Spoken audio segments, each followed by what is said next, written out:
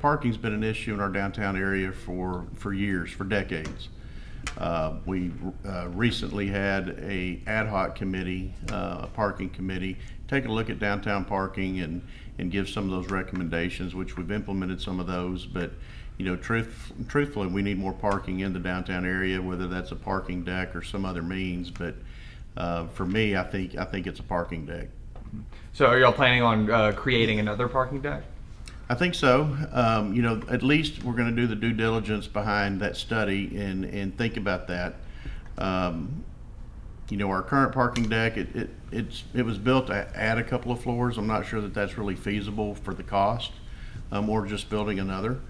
I recently went to Nashville, and in the week that I was there, I saw no free parking anywhere. Multiple parking decks.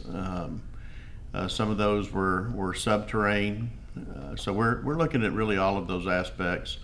I think what we'll see moving forward is bringing in a contractor or vendor that can help us with this issue, help us develop an RFP to possibly do a pilot program. One of the things other than no free parking that I saw in Nashville was a plethora of different parking systems.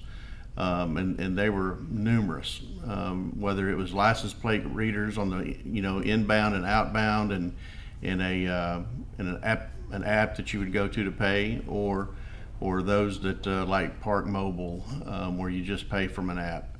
One of the things I think we need to do as well is in our current parking deck, we need some type of notification system on whether there's an availability inside the deck. It's already a tight squeeze. And when you get 5 or 6 vehicles in there and the deck's full, it's very difficult to turn around and come back down. So we'll be looking at that as well. Gotcha. Maybe some sort of app or something that could let you know about that? Either an app or a puck system that would show it on the outside of the building, 10 available or none available, whatever it may be, full. We've gone from parking, first of all, is a great problem to have. One that needs to be solved, but it's a great problem to have.